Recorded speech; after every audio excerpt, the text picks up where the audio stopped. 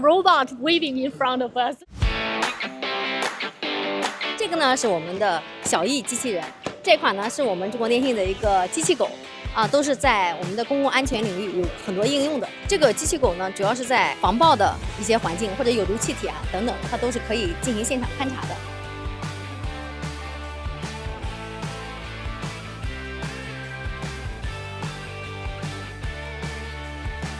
这款机器人，它呢主要是用于巡逻，还有一些这个展厅的吸睛啊等等方面。比如说我们像这种场景的展厅呢，它是可以做整个展厅的导览。演讲，然后引领都是可以的。